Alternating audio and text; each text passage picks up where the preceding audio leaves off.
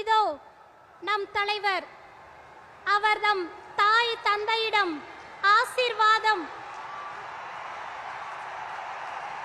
ஆசீர்வாதம் வாங்க செல்கிறார்.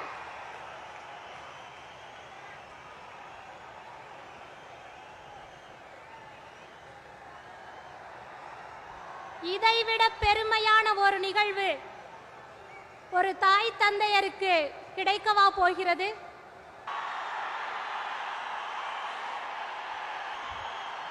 ஒரு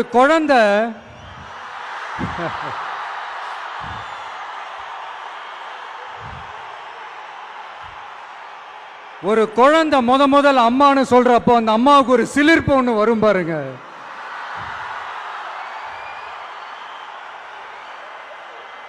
அந்த சிலிர்ப்பு எப்படி இருந்துச்சுன்னு அந்த அம்மாவை கேட்டா அவங்களால தெளிவா விளக்கி சொல்ல முடியும்.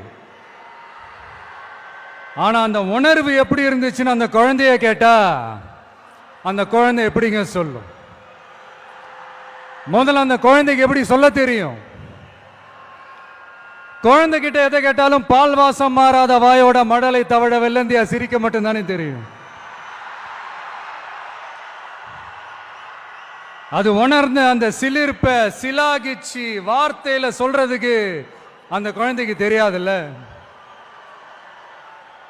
அப்படி ஒரு உணர்வோட தான் இப்ப உங்க முன்னாடி நான் நிக்கிறேன்.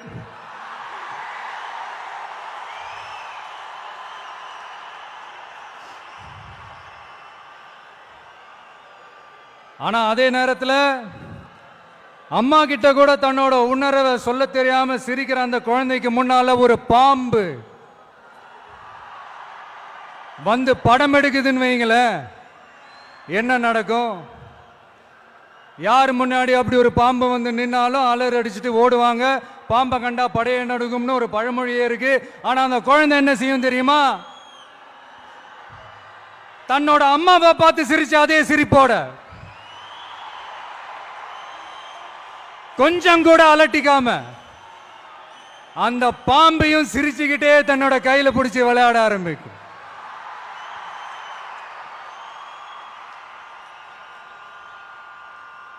அப்ப அந்த குழந்தைக்கு பாம்பை கண்டா பயம் இல்லையான்னு ஒரு கேள்வியும் வரும். பாச உணர்வே என்னன்னு சொல்ல தெரியாது அந்த குழந்தைக்கு பயம்னா மட்டும் எப்படிங்க சொல்ல தெரியும்?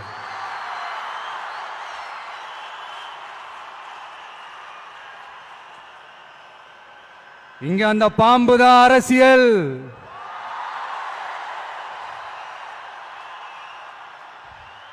அத கையில பிடிச்சி விளையாட ஆரம்பிக்கிறது தான் உங்க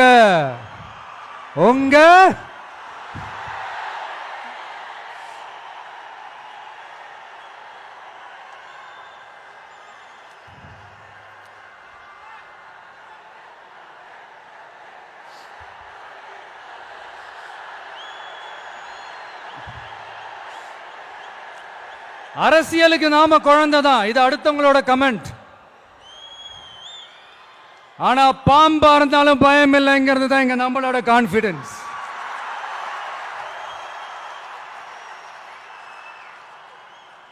அரசியல் ஒன்றும் சினி ஃபீல்டு இல்லையே, பேட்டில் ஃபீல்டு ஆச்சு, கொஞ்சம் சீரியஸா தானே இருக்கும். அதனால பாம்பா இருந்தாலும் பாலிடிக்ஸா இருந்தாலும் கையில் எடுக்கணும்னு முடிவு பண்ணதுக்கு அப்புறம் சீரியஸ்னஸோட கொஞ்சம் சிரிப்பையும் சேர்த்து கலந்து செயல்படுறது தான் நம்மளுடைய ஸ்டைலு, நம்மளுடைய ரூட். ஏன்னா அப்படி செயல்பாட்டில் இறங்கினாதான் இந்த ஃபீல்டில் எக்ஸிஸ்ட் ஆக முடியும், ஒரு எனர்ஜியோட இருக்கவும் முடியும், எதிராக நிற்கிறவங்கள டேக்கிள் பண்ணவும் முடியும். இந்த தாறுமாற ஆடுற ஆட்டம்லாம் இது இல்லை, தத்துவத்தோட ஆட வேண்டிய ஆட்டம். அப்படி இப்படிலாம் சும்மா பேருக்கு சொல்லி கூச்சலும் போட முடியாது இல்லையா? கவனமாக தான் களமாடணும். ஆனால்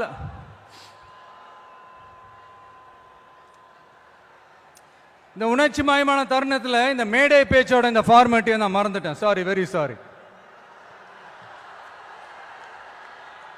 நம்ம கட்சியினுடைய முதல் மாநாட்டிற்கு என்னுடைய பொதுச் செயலாளர் மிஸ்டர் ஆனந்த் அவர்களே,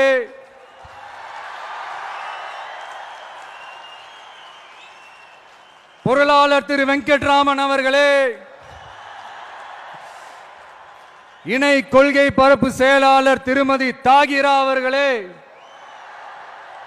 தலைமை நிலைய செயலாளர் திரு ராஜசேகர் அவர்களே, ஆமா எதுக்கு இங்க இந்த அவர்களே அவர்களே இவர்களே எல்லாம்?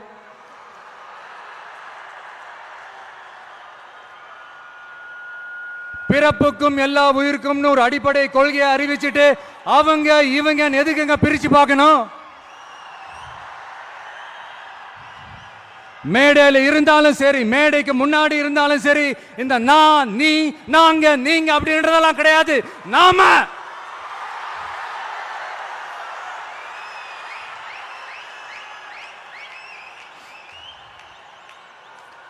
இங்க யாரு மேல யாரு கீழே அப்படின்ற பாகுபாடெல்லாம் எப்போ நம்ம பார்க்க போறதே இல்லை. நம்மளை பொறுத்த வரைக்கும் நம்ம எல்லாருமே ஒண்ணுதான், நம்ம எல்லாருமே சமம் தான். அதனால என் நெஞ்சில் குடி இருக்கும் ஒட்டுமொத்தமானவங்க எல்லாருக்கும், ஒட்டுமொத்தமானவங்க எல்லாருக்கும் என்னோட உயிர் வணக்கங்கள், என்னோட உயிர் வணக்கங்கள், என்னோட உயிர் வணக்கங்கள்.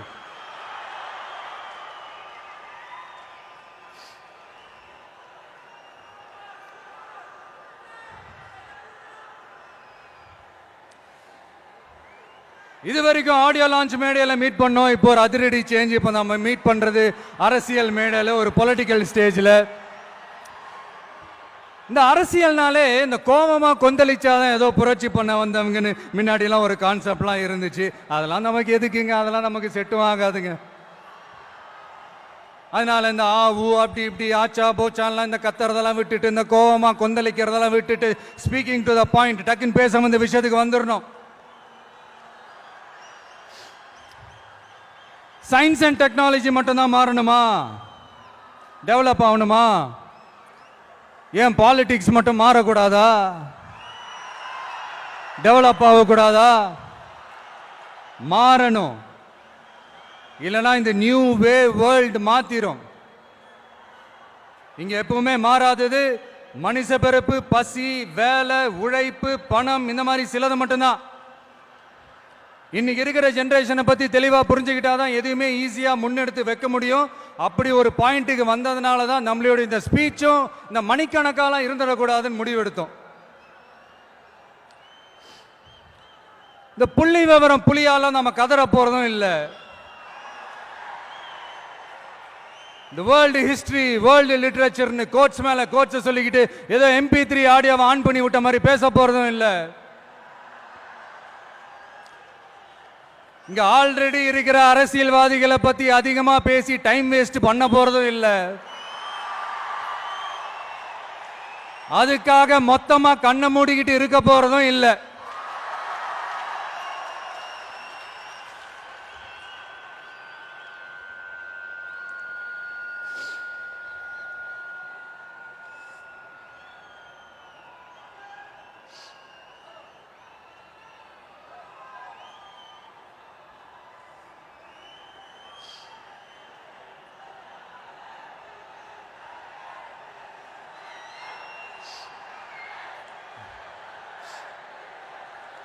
இப்ப என்ன தேவை, அது எப்படி தீர்த்து வைக்கிறது, இப்ப என்ன ப்ராப்ளம், அதுக்கு என்ன சொல்யூஷன், இப்படி யோசிச்சாலே போதுங்க. இப்படி யோசிச்சதை ஷார்ட் அண்ட் ஸ்வீட்டா நம்ம மக்கள் கிட்ட நம்ம எடுத்து சொன்னாலே போதும், அவங்களுக்கு நம்ம மேல கான்ஃபிடன்ஸ் வரும்.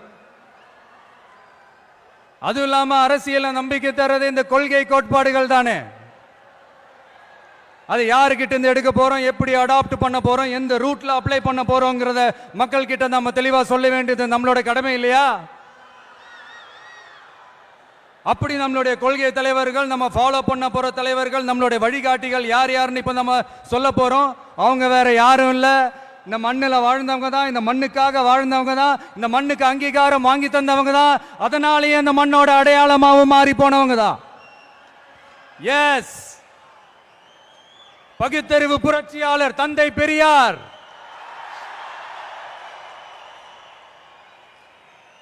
என்னது பெரியார் உங்க கொள்கை தலைவரா அப்படின்ட்டு ஒரு கூட்டம் அவங்களா ஒரு முடிவுக்கு வந்துட்டு ஒரு கூச்சல் மேல கூச்சல் போட்டுக்கிட்டு ஒரு பெயிண்ட் டப்பாவை தூக்கிட்டு கிளம்பிடுவாங்க பாருங்க. இந்த பெயிண்ட் டப்பா பிசினஸுக்கு நான் அப்புறம் வரேன். ஆமா, பெரியார் எங்க கொள்கை தலைவர். எப்படி, ஏன்? பெரியார் சொன்ன கடவுள் மறுப்பு கொள்கையை மட்டும் நாங்க கையில் எடுக்க போறதே இல்லை. எங்களுக்கு அதில் உடன்பாடும் இல்லை. யாரோட கடவுள் நம்பிக்கைக்கும் நாங்க எதிரானவங்க இல்லை.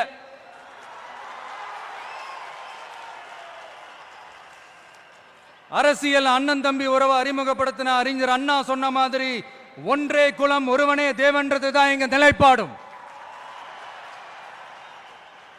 ஆனாலும் பெண் கல்வி, பெண்கள் முன்னேற்றம், சமூக சீர்திருத்தம், சமூக நீதி, பகுத்தறிவு சிந்தனை, பெரியார் சொன்னது எல்லாத்தையும் நாம முன்னெடுக்க போறோம். பெரியாருக்கு அப்புறம் எங்களுடைய கொள்கை தலைவர் பச்சை தமிழன் பெருந்தலைவர் காமராஜர். பெருந்தலைவர் காமராஜர் இந்த மண்ணில மதச்சார்பின்மைக்கும் நேர்மையான நிர்வாக செயல்பாட்டுக்கும் முன்னுதாரணமா இருக்கிறதால அவரை எங்கள் வழிகாட்டியாக ஏற்கிறோம். இந்திய துணைக்கண்டத்தின் அரசியல் சாசனத்தை ஆக்கி காட்டியவர் அண்ணல் அம்பேத்கர்.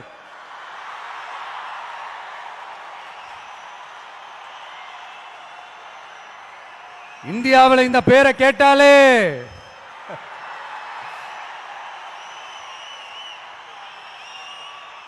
சமூகத்தில் ஏற்றத்தாழ்வு ஏற்படுத்துறவங்க எல்லாம் நடுங்கி போயிடுவாங்க.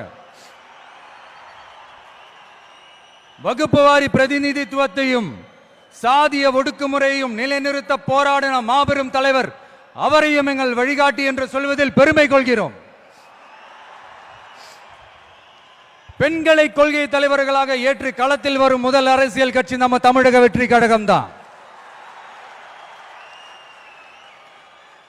அப்படி நாம வழிகாட்டி தலைவர்களாக ஏற்ற 2 பெண்கள் ஒருத்தர், ஆக பெரும் வீராங்கனை, இந்த மண்ணை கட்டியாண்ட பேரரசி வேலு நாச்சியார்.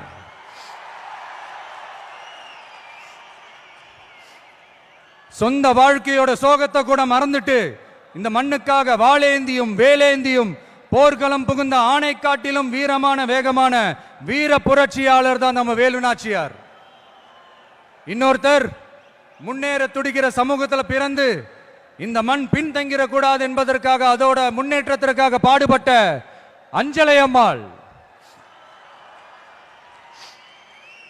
சொத்தை இழந்தாலும் சுயநலம் பார்க்காம இந்த மண்ணுக்காக இந்திய சுதந்திர போராட்ட களத்தில் இறங்கி களமாடிய புரட்சி பெண்மணி தான் நம்ம அஞ்சலை அம்மாள்.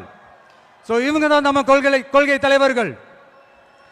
இவங்களை நாம உறுதியாக பின்பற்றுவதே நமது மதச்சார்பின்மைக்கும் சமுதாய நல்லிணத்திற்குமான மிகப்பெரிய சான்றாக இருக்கும். மை டியர் ஃப்ரெண்ட்ஸ், உங்ககிட்ட ஒரு தனிப்பட்ட வேண்டுகோள். மத்தவங்க பின்னாடி மத்தவங்க கூட நிக்கிறவங்களை பார்த்து சொல்ற மாதிரி நம்மளை பார்த்து யாரு விசில் அடிச்சாங்க குஞ்சுன்னு சொல்லிடக்கூடாது. நம்மளுடைய கொள்கை கோட்பாடுகளையும் வழிகாட்டி தலைவர்களையும் மனசுல நிறுத்தி நாம செயல்படுறத பார்த்து இவங்க வேகமானவங்க ஆனா விவேகமானவங்கன்னு சொல்லணும். எல்லாரும் அப்படி சொல்ல வைக்கிற மாதிரி நாம செயல்படணும். எஸ், சொல்லல முக்கியம், செயல் செயல் செயல் தான் முக்கியம்.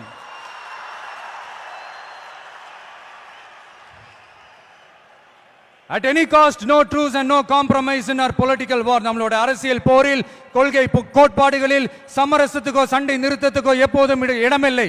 அதுக்காக நாம் இந்த வெறுப்பு அரசியல் எப்பவும் கையில் எடுக்க போறதே இல்லை. எதை நினைச்சு அரசியலுக்கு வந்திருக்கோமோ அப்படி நினைச்சத கொஞ்சம் கூட பிசிறலாம செஞ்சு முடிப்போம். அது வரைக்கும் நெருப்பாதான் இருப்போம். என்ன நண்பா, என்ன நண்பி, சாரி என்ன தோழா, என்ன தோழி,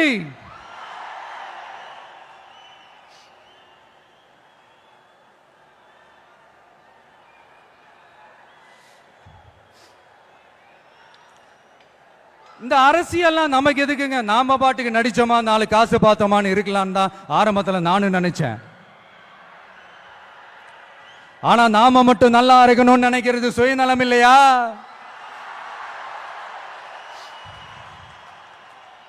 நம்மளை வாழ வச்ச இந்த மக்களுக்காக நாம் எதுவும் செய்யாம இருக்கிறது நல்ல விசுவாசமா இருக்குமா? ஒரு லெவலுக்கு மேல காசு சேர்த்து என்ன செய்ய போறோம்? நமக்கு இந்த வாழ்க்கையை கொடுத்த நம்ம மக்களுக்கு நாம என்னதான் செய்ய போறோம்? இப்படிலாம் ஏகப்பட்ட கேள்விகள் மனசுக்குள்ள வந்துகிட்டே இருந்தது. இப்படி எல்லா கேள்விகளுக்கும் ஒட்டுமொத்தமா ஒரு விடையை கண்டுபிடிக்க யோசிச்சப்பதான் அரசியல்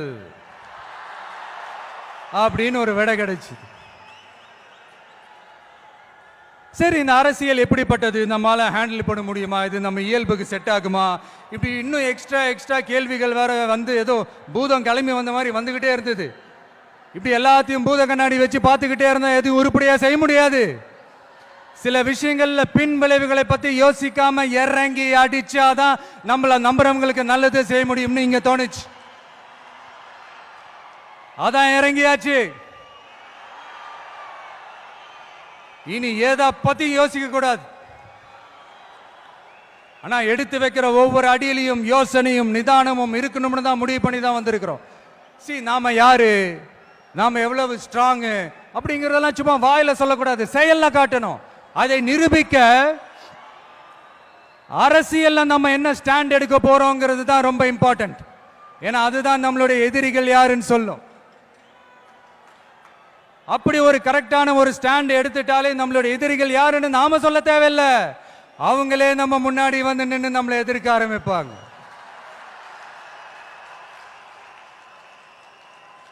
எதிரிகள் இல்லாத வெற்றி வேணும்னா இருக்கலாம், ஆனா களம் இருக்க முடியாது. அந்த களத்துல நம்ம வெற்றியை தீர்மானிக்கிறது நம்மளுடைய எதிரிகள் தானே. நாம கட்சி அனௌன்ஸ் பண்ணப்பவே, அதாவது பிறப்புக்கும் எல்லா உயிர்க்கும்னு திருக்குறளோட உயிர் நாதத்தை நம்மளுடைய அடிப்படை கோட்பாடா கொள்கையை அறிவிச்சப்பவே நம்மளுடைய உண்மையான எதிரி யாருன்னு டிக்ளேர் பண்ணிட்டோம். பிறப்பை வச்சு ஏற்றத்தாழ்வு இல்லவே இல்லை, அது கூடவே கூடாதுன்னு ஒரு சமதர்ம சமத்துவ கொள்கையை கையில எடுத்தப்பவே இங்க கொஞ்சம் கதறல் சத்தம் கேட்க ஆரம்பிச்சது.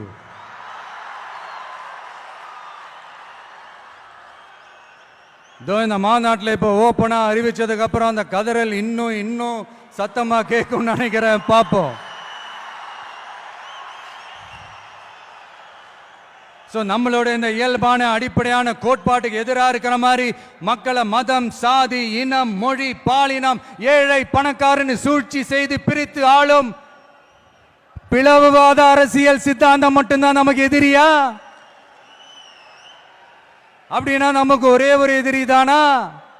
இல்லையே, நமக்கு இன்னொரு கோட்பாடு இருக்கே. ஊழல் மலிந்த அரசியல் கலாச்சாரத்தை எதிர்க்கிறது தானே அது. அடாடாடாடா, இந்த ஊழல் இருக்கே, அது அப்படியே எல்லார் வாழ்க்கையிலையும் பழகி போய் அப்படியே வாழ்ந்துட்டு இருக்கிறோம். இது ஒரு வைரஸ் மாதிரி அப்படியே பரவி கிடக்கு. இது எந்த அளவுக்கு 100% ஒழிக்க முடியுமான்னு எனக்கு தெரியல. பட் வேற வழி இல்லை, அதை ஒழிச்சு தான் ஆகணும். அது வேற கதை, அதுக்கு நம்ம அப்புறமா வருவோம். அதாவது என்ன சொல்ல வந்தேன்னா, இந்த பிளவுவாத சக்திகள் கூட நம்ம ஈஸியா யாருன்னு கண்டுபிடிச்சிடலாம். ஏன்னா அது வந்து ஒரு மதம் பிடிச்ச யானை மாதிரி. அது பண்ற அராஜகத்திலே ஆபியஸா நம்ம கண்ணுக்கு தெரிஞ்சிடும். அதுவும் இல்லாம அதுவே அதை காட்டியும் கொடுத்துரும். ஆனா இந்த கரப்ஷன் இருக்கே, அது எங்க ஒளிஞ்சிருக்கு, எப்படி ஒளிஞ்சிருக்கு, எந்த ஃபார்ம்ல ஒளிஞ்சிருக்கு கண்டுபிடிக்கவே முடியாது. கருத்தியல் பேசி கொள்கை நாடகம் போடும், கலாச்சார பாதுகாப்பு வேஷமும் போடும். அதுக்கு முகமே இருக்காது, முகமுடி தான் இருக்கும். முகமுடி தான் முகமே. இப்படி முகமுடி போட்ட கரப்ஷன் கபடதாரிகள் தான் இப்ப நம்ம கூடவே இருந்துகிட்டு இப்போ இங்க நம்மள ஆண்டுகிட்டு இருக்காங்க. எஸ், ஐ ரிப்பீட், நம்மளுடைய ஒரு எதிரி பிளவுவாத சக்திகள், நம்மளோட இன்னொரு எதிரி இந்த கரப்ஷன் கபடதாரிகள். நம்ம மக்களுக்கு தெளிவா தெரியும் யார் இங்க வரணும், யார் இங்க வரவே கூடாது. ஏன்னா இது மதச்சார்பின்மை பேசுற தமிழ்நாட்டு மண். பெரியார், அண்ணா, பெருந்தலைவர் காமராஜர், வேலு நாச்சியார், அஞ்சலை அம்மா எல்லாம் பிறந்த மண். இங்க இந்து, முஸ்லிம், கிறிஸ்தவர்கள் எல்லாம் அவங்கவுங்க வழிபாட்டு தலங்களையும் வாழ்க்கை முறையிலையும் மட்டும்தான் இருக்கும். ஆனா ஒட்டுமொத்தமா தமிழ்நாடுன்னு வந்துட்டா, ஒற்றுமையை காட்டணும்னு வந்துட்டா ரொம்ப கஷ்டம் ப்ரோ, ரொம்ப ரொம்ப கஷ்டம் ப்ரோ. அதே மாதிரி இப்போ ரீசெண்டாக கொஞ்ச நாளைக்கு முன்னாடி பார்த்துருப்பீங்க நம்ம தமிழ்நாட்டில் என்ன நடந்துச்சுன்னு. இங்க சாதி இருக்கும், ஆனா சைலண்டா மட்டும்தான் இருக்கும். சமூக நீதிக்கான அளவுகோலா மட்டுமே தான் அது இருக்கும். அதை வச்சு நம்ம மண்ணை வேற மாதிரி மாத்தணும்னு யார் என்ன ட்ரை பண்ணாலும் அது நம்ம மக்களே அனுமதிக்க மாட்டாங்க. ஏன்னா இந்த மண்ணில் அது பொலிட்டிக்கலா ப்ரூவ் ஆன ஒரு தியரி அண்ட் கான்செப்ட். சரிப்பா, உன்னோட எதிரிகள் யாருன்னு சொல்லிட்டா மட்டும் போதுமா? அதுதான் உன்னோட அரசியலான்னு கேட்டா இல்ல. மகத்தான அரசியல்னா அது மக்களுக்கான அரசியல் தான். மக்களோட மக்களா, அவங்கள ஒருத்தனா, அவங்களுக்கான ஒருத்தனா, எப்பவும் மாறவே மாறாத அந்த குணத்தோட மனசோட களத்துல நிக்கிறது தான் எங்களோட நிரந்தர அரசியல் பாதை. எக்ஸாம் எழுதின உடனே ரிசல்ட் வர்ற மாதிரி நல்ல ரிசல்ட் கொடுக்கிற திட்டங்களை தீட்டணும், அது முறையை அமல்படுத்தணும், அது போய் மக்கள் கிட்ட போய் சேரணும், போய் சேர்ந்துச்சான்னு பார்த்துக்கிட்டே இருக்கணும். சோறு சாப்பிட்டாதாங்க பசியாரும், சோறுன்ற வார்த்தையை சொல்றதெல்லாம் பசியாராது. மக்களுக்காக நம்ம கொண்டு வர பிளான்ஸ் எல்லாம் பிராக்டிக்கலா ஒர்க் அவுட் ஆகிற பிளான்ஸா இருக்கணும். சும்மா இந்த உதார ஓடுற பிளான்ஸ் எல்லாம் இருக்கவே கூடாது. இந்த மீன் பிடிச்சு கொடுக்க கூடாது, அது தப்பு. மீன் பிடிக்க கத்து கொடுக்கணும், அதுதான் சரி. அப்படி இப்படின்ட்டு சில பேர் சொல்லிக்கிட்டு சுத்துவாங்க. ஆனா நாங்களாம் அப்படி இல்லைங்க, கான்செப்டே வேற, பக்கா பிராக்டிக்கல் தாங்க. முடிஞ்சவங்க மீன் பிடிக்க கத்துக்கிட்டு வாழட்டும், முடியாதவங்களுக்கு நாம மீன் பிடிச்சு கொடுத்து அவங்கள வாழ வைப்போம்.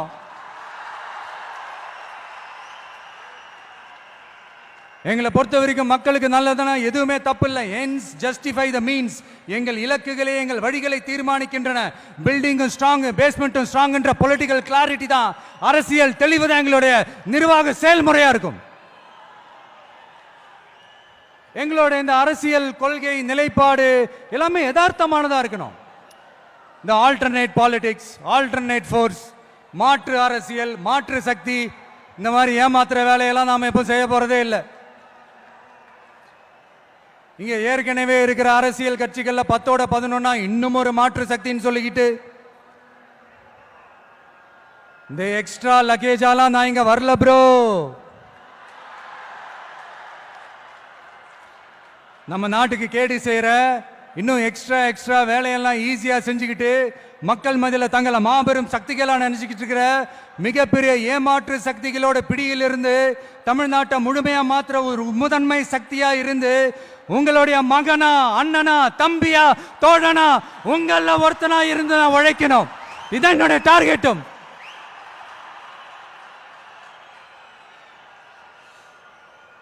எதையும் தெளிவா யோசிச்சு, திஸ் பொலிட்டிக்கல் டீசன்சி, பொலிட்டிக்கல் டெக்காரம், இதெல்லாம் மெயின்டைன் பண்ணி தான் ஒவ்வொரு அடியும் எடுத்து வைப்பேன். ஒரு முடிவோட தான் வந்திருக்கேன். இனிமே நோ லுக்கிங் பேக்.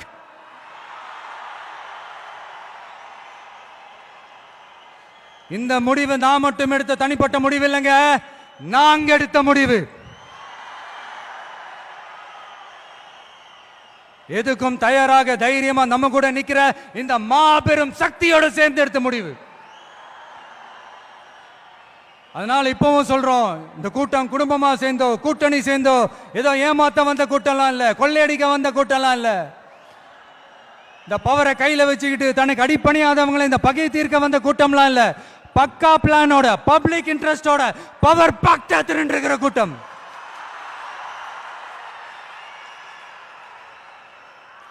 இது ஏதோ சோசியல் மீடியாவில் கம்பு சுத்த வந்த கூட்டம்லாம் நினைச்சிடாதீங்க. சொசைட்டிக்காக வாழேந்தி நிற்க போற கூட்டம், நம்ம மண்ணை வாழ வைக்கிறதுக்காக அரசியல் வாழேந்தி நிற்க போற கூட்டம். Yes, this is a mass gathering, not for cash, but for a good cause.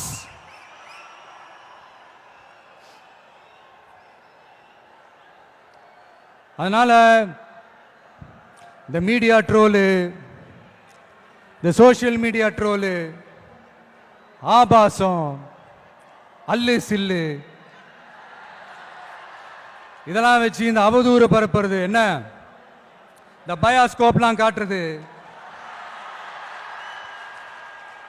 அப்புறம் என்ன இந்த ஏ டீம் பி டீம் இப்பெல்லாம் பொய் பிரச்சாரம் பண்ணி இந்த படையை வீழ்த்திடலாம்னு மட்டும் கனவுல கூட நினைச்சு பாத்துறாதீங்க. இங்க நீங்க பாக்குற இவங்க மட்டும்தான் நம்மளுடைய சொந்த பந்தம்னு நினைச்சிடாதீங்க.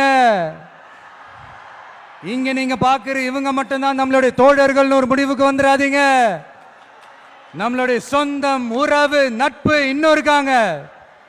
இங்க வர முடியாம தமிழ்நாட்டில் இருக்கிற அக்கம் பக்கம் ஸ்டேட்ல இருக்கிற உலகம் பூரா இருக்கிற கோடிக்கணக்கானவங்க நமக்காக ஒரு குடும்பமா சேர்ந்து ஒரு முடிவோட வெயிட் பண்ணிட்டு இருக்காங்க. எஸ், இவங்க எல்லாருமா சேர்ந்ததுதான் நம்மளோட வகையறா.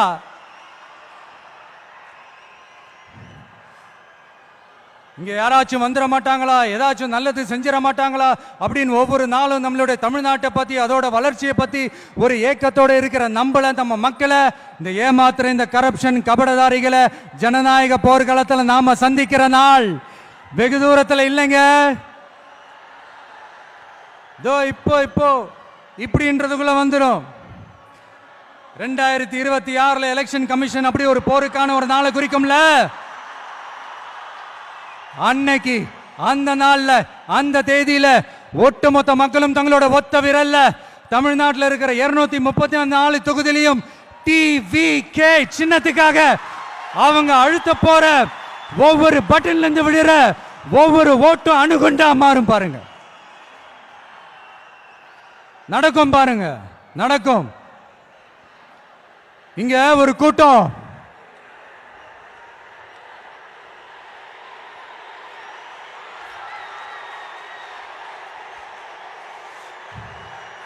இங்க ஒரு கூட்டம் கொஞ்ச காலமா ஒரே பாட்டை பாடிக்கிட்டு, அதாவது யார் அரசியலுக்கு வந்தாலும் ஒரு குறிப்பிட்ட கலர் அவங்க மேல பூசிட்டு,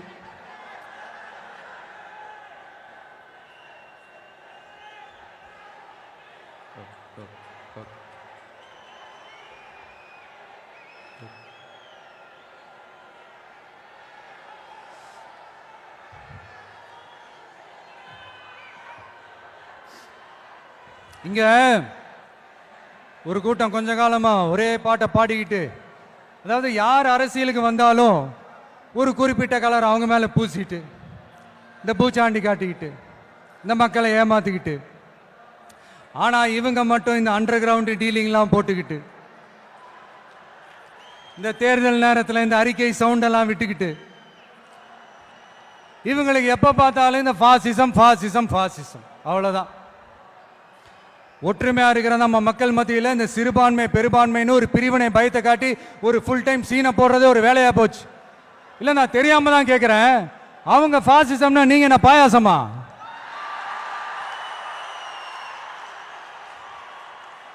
நீங்களும் அவங்களுக்கு கொஞ்சம் கூட சளைக்காதவங்க தானே. மக்கள் விரோத ஆட்சியை திராவிட மாடல் ஆட்சின்னு சொல்லி மக்களை ஏமாத்துறீங்க.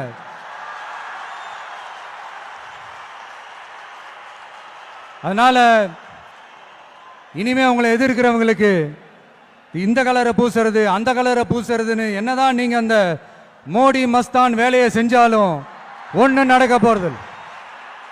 நாங்க இப்பவும் சொல்றோம், எங்களுடைய இந்த டிவி கேக்கலாம் நாங்க டிசைட் பண்ணிருக்கிற இந்த கலரை தவிர வேற யாரும் எந்த கலரும் அடிக்கவே முடியாது.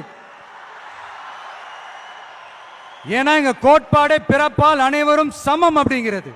இது யாருக்கு நேர் எதிரான கோட்பாடு நான் சொல்லியாங்க உங்களுக்கு தெரியணும். எனவே இந்த நாட்டையை பாழ்படுத்துற பிளவுவாத அரசியல் செய்யறவங்க தான் தமிழக வெற்றி கழகத்தோட ஒரே முழு முதல் கொள்கை எதிரி, ஐடியாலஜிக்கல் எனிமி. அடுத்து திராவிட மாடல்னு சொல்லிக்கிட்டு தந்தை பெரியார் பேரறிஞர் அண்ணா பேரை வச்சு தமிழ்நாட்டை சுரண்டி கொள்ளையடிக்கிற ஒரு குடும்ப சுயநல கூட்டம் தான் நம்மளோட அடுத்த எதிரி, அரசியல் எதிரி, பொலிட்டிக்கல் எனிமி.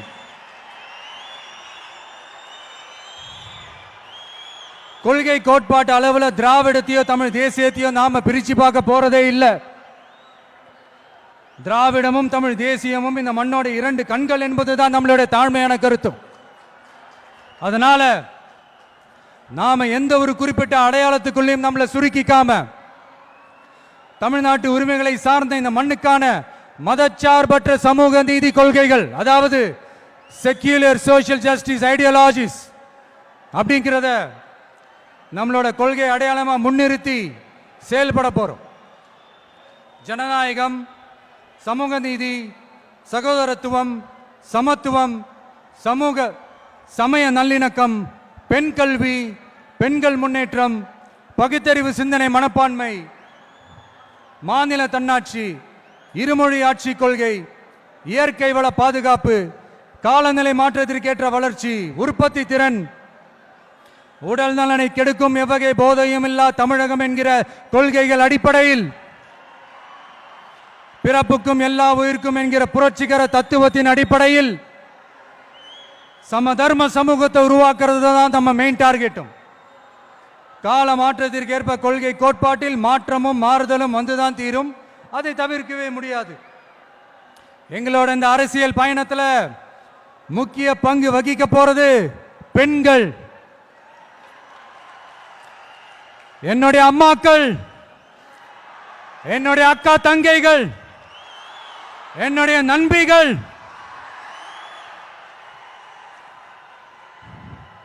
என் கூட பிறந்த என் தங்கச்சி வித்யா இறந்தப்போ எனக்குள்ள ஒரு பெரிய பாதிப்பை ஏற்படுத்துச்சு. அதுல கொஞ்சம் கூட குறையாத பாதிப்பையும் வேதனையும் ஏற்படுத்தினது தான் தங்கச்சி அனிதாவோட மரணம்.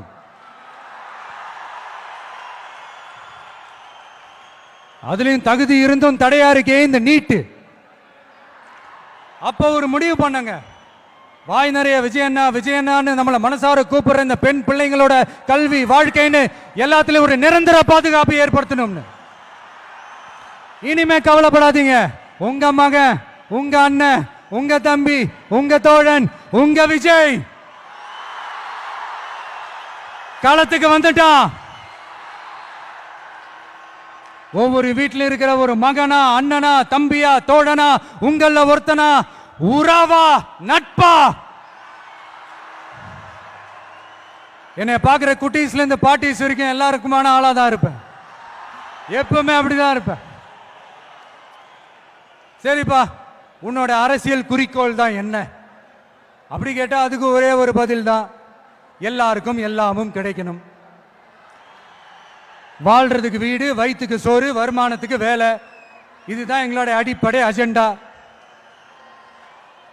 இந்த மூணுத்துக்கும் உத்தரவாதம் கொடுக்க முடியாத கவர்மெண்ட் இருந்தா என்ன போனா என்ன?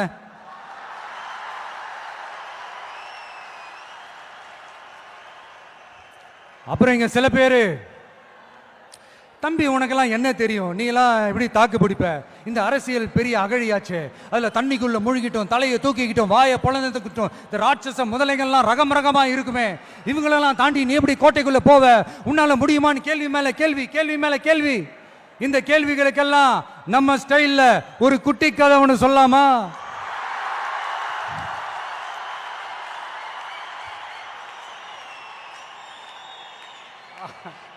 ஆனா இது ஆடியோ லான்ச் ஃபங்க்ஷன்ல சொல்ற மாதிரி இந்த மோட்டிவேஷனல் கதைலாம் கிடையாது.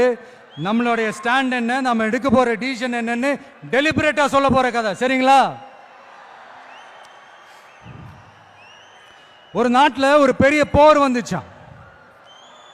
அப்ப அந்த நாட்டில் இந்த பவர்ஃபுல்லான தலைமை இல்லாம போனதுனால ஒரு பச்சை புள்ள கையில தான் அந்த பொறுப்பு இருந்துச்சான்.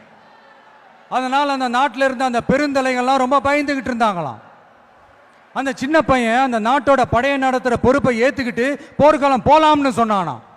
அப்ப அந்த பெருந்தலைகள்லாம், எப்பா நீயே சின்ன பையன், இது பெரிய போர்க்களம்ப்பா, அங்க பவர்ஃபுல்லான நிறைய எதிரிகள்லாம் இருப்பாங்கப்பா, களத்தில் அவங்களுக்கு சந்திக்கிறதெல்லாம் சாதாரணமான விஷயம் இல்லப்பா, சொன்னா கேளுப்பா, இது விளையாட்டு இல்லை, நீ பாட்டுக்கு குடுகுடுன்னு ஓடி விளையாடிட்டு திரும்ப குடுகுடுன்னு வீட்டுக்கு ஓடி வர்றதுக்கு, போர்னா படையை நடத்தணும், அதை விட முக்கியம் அத்தனை எதிரிகளையும் சமாளிச்சு போர்ல தாக்கு பிடிக்கணும், அதுக்கு மேல முக்கியம் அந்த போர்ல ஜெயிக்கணும், உனக்கு யாரோ கூட்டோ துணையோ இல்லாம நீ எப்படிப்பா அந்த போரை நடத்துவ, எப்படி ஜெயிப்ப அப்படின்னு எல்லா பெருந்தலைகளையும் கேட்டப்போ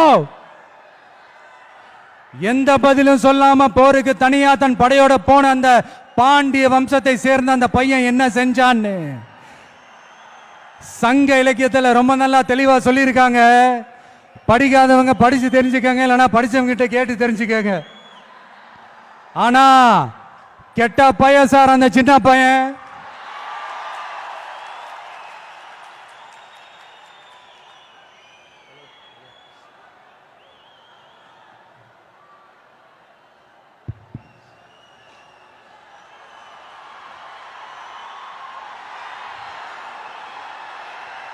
இதுவரைக்கும் கொள்கை கோட்பாட்டு அரசியல்னு புதுசா ஒரு விஜய பார்த்திருப்பீங்கன்னு நினைக்கிறேன்.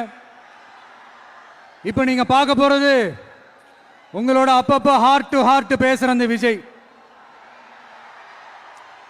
என்னதான் நீங்க என்ன தளபதி தளபதின்னு ஆசையா கூப்பிட்டாலும் இந்த கூத்தாடி கூத்தாடின்னு சொல்றாங்களே அந்த விஜய் கூத்து இந்த மண்ணோடும் மக்களோடும் கலந்த ஒண்ணு. இந்த கூத்தாடின்ற பேர் ஏதோ நமக்கு மட்டும் வந்தது இல்லைங்க. அன்னைக்கு தமிழ்நாட்டில் நம்ம ஊரு வாத்தியார் எம்ஜிஆரையும்,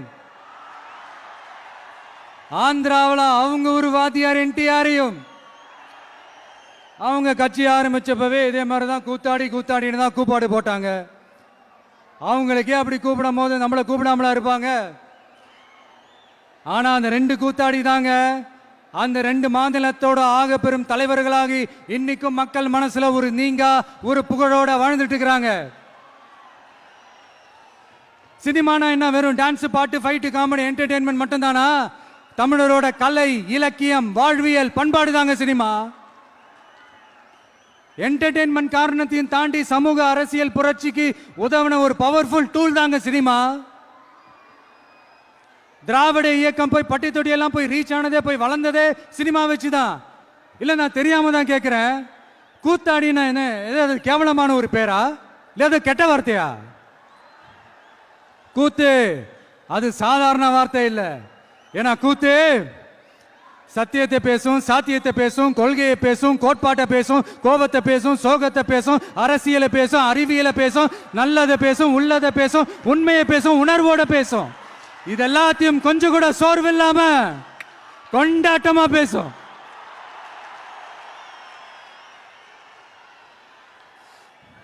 கூத்து ஒரு கொண்டாட்டம்னா கூத்தாடி அந்த கொண்டாட்டத்தோட குறியீடு.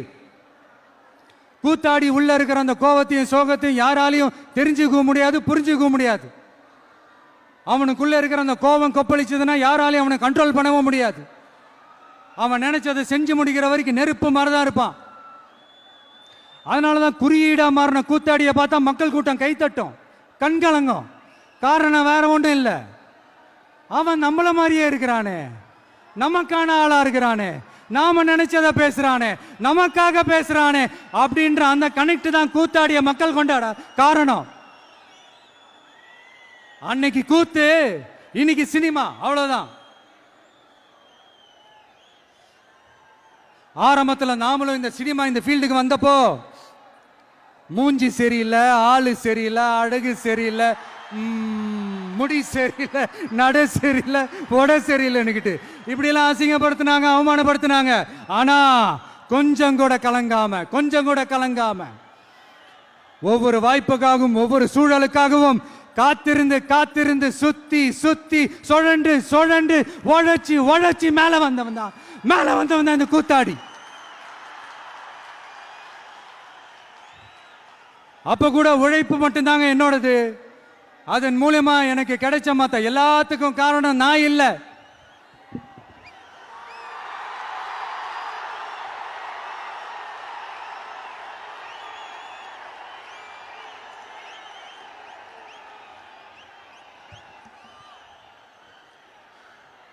ஒவ்வொரு கட்டத்திலையும் ஒவ்வொரு மனுஷனுக்கு ஒரு டிரான்ஸ்ஃபர்மேஷன் ஒன்று வரும் பாருங்க. ஒரு சாதாரண இளைஞனா இருந்த ஒரு விஜய் நடிகனா மாறினா, அந்த நடிகன் வெற்றி பெற்ற நடிகனா மாறினா, அந்த வெற்றி பெற்ற நடிகன் ஒரு பொறுப்புள்ள மனுஷனா மாறினா, அந்த பொறுப்புள்ள மனுஷன் அதுக்கப்புறம் ஒரு பொறுப்பான தலைவனா இல்ல தொண்டனா மாறினா. இன்னைக்கு அந்த ஒரு பொறுப்புள்ள தொண்டனா இன்னைக்கு இருக்கிறவன் நாளைக்கு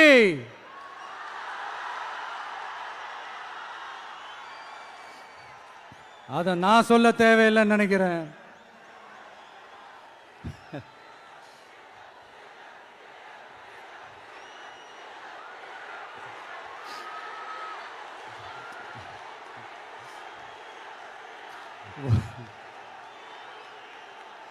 ஒவ்வொரு கட்டத்திலையும் ஒவ்வொரு மனுஷனுக்கு இந்த டிரான்ஸ்ஃபர்மேஷன்ல மாறினது என்னவோ நான் தாங்க. அப்படி மாத்தினது நீங்க தான், மக்கள் தான். என் பொசிஷன் எது, என் பொறுப்பு எது அப்படின்னு எல்லாத்தையும் டிசைட் பண்றதே நீங்க தானே. என்கிட்ட இருக்கிறதெல்லாம் உண்மை, நேர்மை, உழைப்பு, அவ்வளவுதான். இதோ இப்ப அரசியல் களத்துக்கு என்ன அழைச்சிட்டு வந்திருக்கிறீங்க. இங்கேயும் எப்பவும் போல உழைப்பேன், ஓய்வில்லாம அலட்டிக்காம அசராம.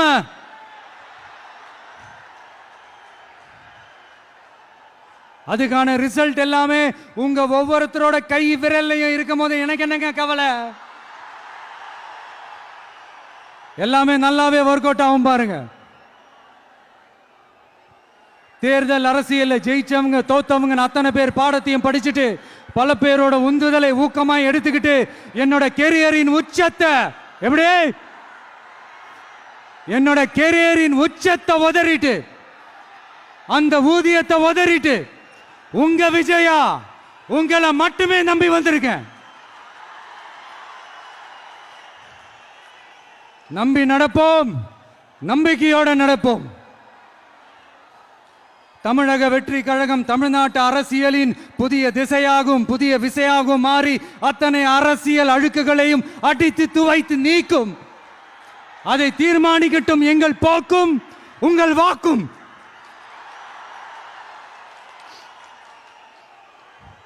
தமிழ்நாட்டின் வெற்றிக்காக புதியதோ ஒரு விதி ஒன்றை புதுமையாய் நாம் செய்வோம். நீங்க தான் எனக்கு எல்லாமே.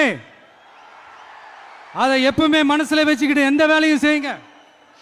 மாநாடு முடிஞ்ச திரும்ப ஊருக்கு போறப்போ எல்லாருமா பார்த்து பத்திரமா பாதுகாப்பா போயிட்டு வாங்க. அடுத்தடுத்த களங்களையும் அடுத்தடுத்த நிகழ்வுகளையும் சந்திப்போம். ஒரே நிமிஷம் ஒரே நிமிஷம் ஒரே நிமிஷம்.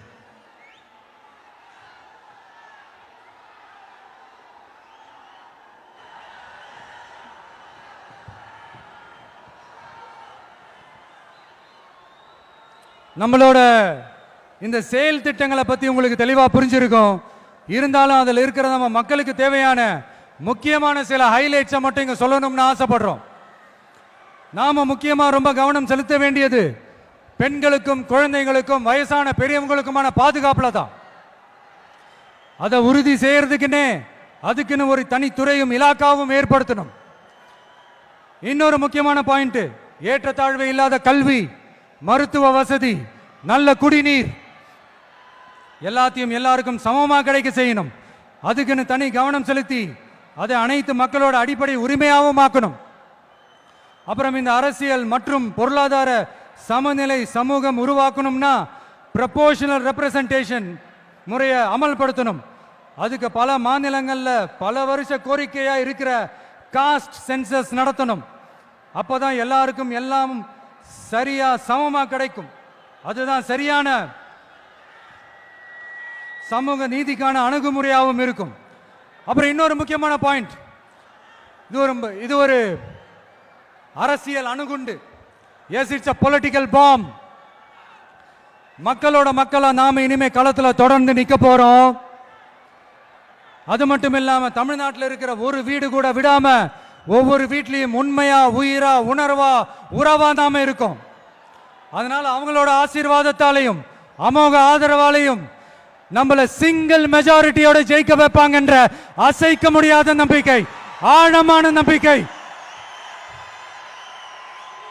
நமக்கு 100% இருக்கு. இருந்தாலும் அப்படி நாம் அந்த நிலையை நிறைவா அடைஞ்சாலும் நம்ம செயல்பாட்டை நம்பி நம்மளோட சில பேர் வரலாம் இல்லையா? அதுக்கான அரசியல் சூழல் உருவாகலாம் இல்லையா? அப்படி வர்றவங்களையும் நாம அன்போட அரவணைக்கணும் இல்லையா? நமக்கு எப்பவுமே நம்மளை நம்பி வர்றவங்கள அரவணைச்சுத்தானே பழக்கம். அதனால நம்மளை நம்பி நம்மளோட களம் காண வர்றவங்களுக்கும் ஆட்சி அதிகாரத்தில் பங்களிப்பு தந்து அதிகார பகிர்வு செய்யப்படும். 2026ஆம் ஆண்டு ஒரு புதிய அரசியல் களத்தின் புத்தாண்டு. A new year of a new political field. கான்ஃபிடென்ட்டா இருங்க, நல்லதே நடக்கும், வெற்றி நிச்சயம். மீண்டும் சந்திக்கும் வரை நன்றி, வணக்கம். சாரி ஒரே ஒரு விஷயம் சொல்ல மறந்துட்டேன்.